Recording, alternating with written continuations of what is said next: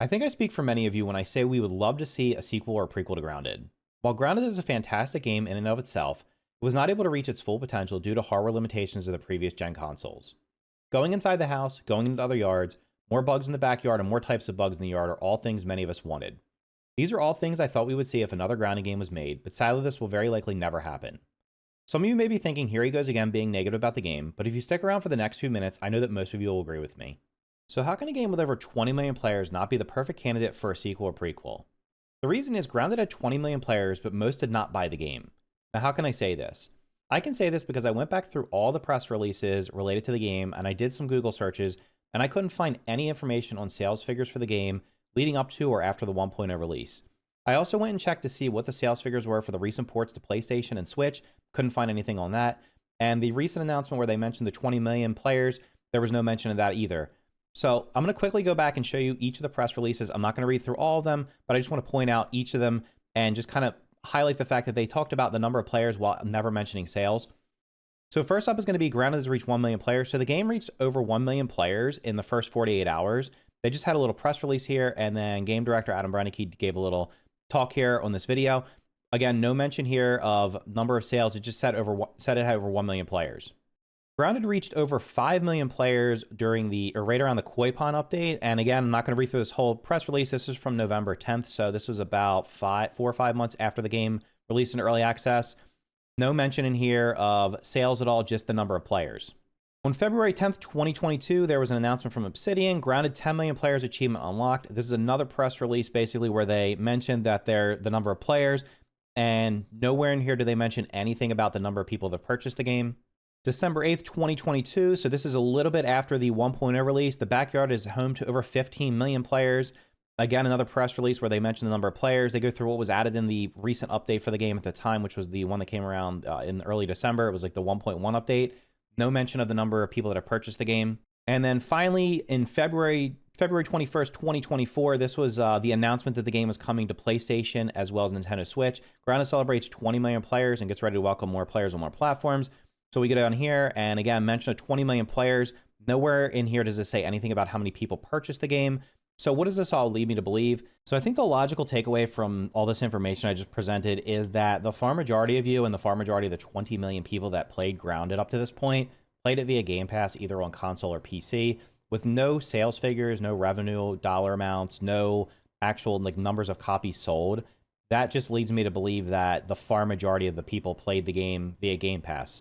Now, you might be thinking, is that a big deal? Like, does it matter if the game sells a lot as long as people are playing it?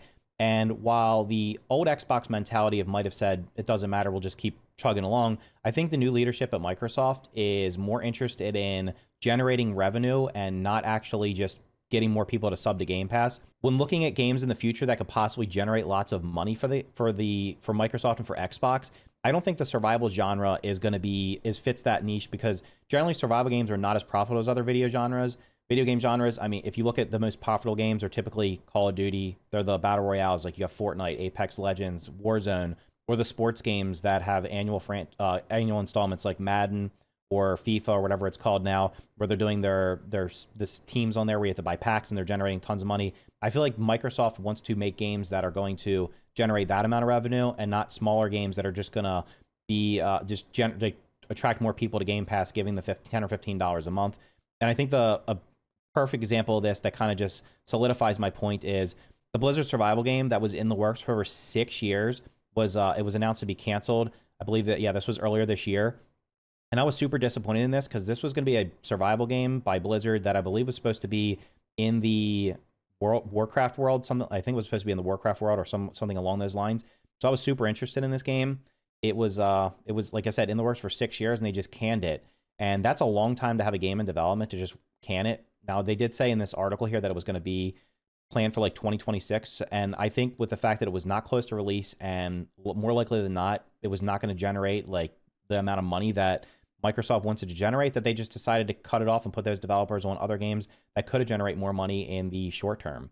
To further solidify my point that Microsoft is pushing Xbox in a new direction, I want to quickly talk about Hi-Fi Rush. So Hi-Fi Rush released in January 2023. Over here on OpenCritic, it's got a mighty review rating. It's got a 89 top critic average. 96% of critics recommend it. So this game was critically acclaimed by the video game journalist. Heading over to Steam, you'll see that it has 97% positive reviews from over 20,000 user reviews. So the game was also very, very well received from the players. Hi-Fi Rush also won multiple game awards. So it won the Game Award for Best Audio Design at the Game Awards itself, and it also won the 2024 BAFTA Game Awards for Best Animation. So you might think, wow, that game did really well. Critically acclaimed, award-winning game, just exactly what Microsoft's looking for. And guess what? No, it's not, because they shut down Tango Gameworks along with Arcane Austin and a couple of other studios just a few days ago. Now, you may be thinking, well, why would they do that? And the reason is that game did not generate very much money. It was on Game Pass. So it's basically the developers are being punished for releasing a great game that didn't sell well, specifically because it was on a service that it couldn't sell well. And why would it? You're not going to generate a lot of revenue when you throw a game or any product on a subscription service and you can't determine how many sales it would have actually made outside of it. And in addition to that, Arcane Austin was shut down because of how poorly Redfall did. Redfall was forced upon them. They did not want to release the game. Many of the developers that were working at the studio left before it was released. And they had a history of releasing good games, highly reviewed games in the past. And they were just forced to release a game that they didn't want to release. It flopped completely, as most of you know. Now, maybe some of you enjoyed it, but the grand scheme of things, it didn't sell well. It didn't review well.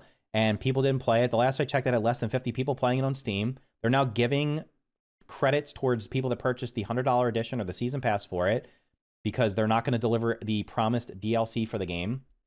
And this just proves that Microsoft is completely changing course with Xbox. And my big concern here, you might be saying, well, how does this apply to Grounded? My big concern here is right now Obsidian's working on Avowed, which is in the near term, and they're supposed to be working on the Outer Worlds too. My fear is going to be that if Avowed comes out and doesn't sell well, which I don't know how it possibly could because it's going to be on Game Pass, that they might just say, you know what, we're going to either, hopefully I don't want them to shut down Obsidian. That could be that's the worst case scenario.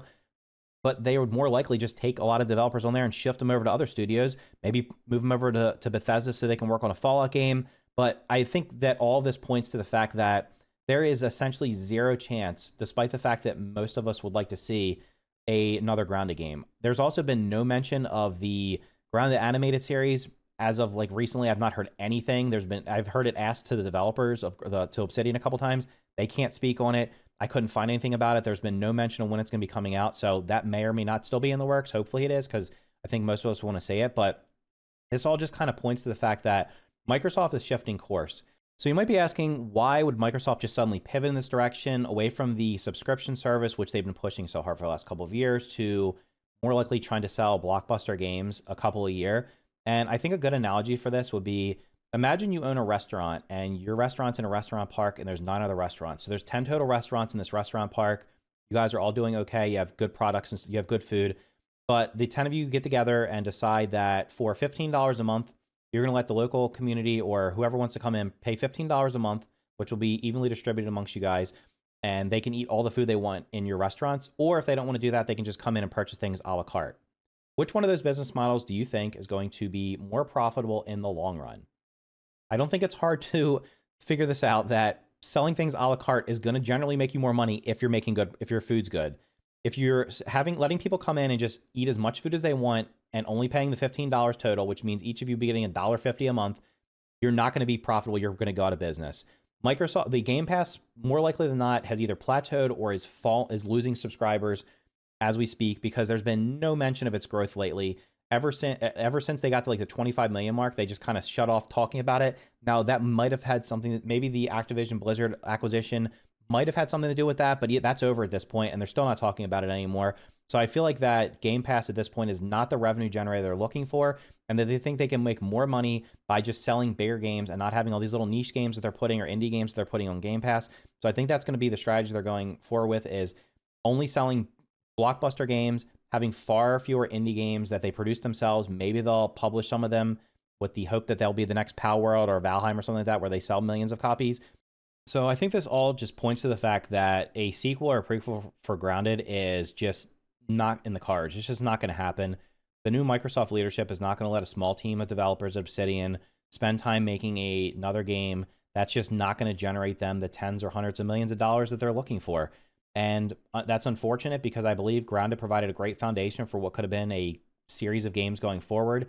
I'm sure they could have taken what they had built and using current gen or the next generation of consoles and hardware, they could have made a bigger game, going in the house, going into other yards, more creatures, all these kind of things that we would love to see. But it's just not going to happen at this point because Microsoft's pushing Xbox in a different direction. So let me know if you agree or disagree in the comments down below. If you found this video interesting, make sure to hit the like button. Thank you for watching, and I'll see you in the next video.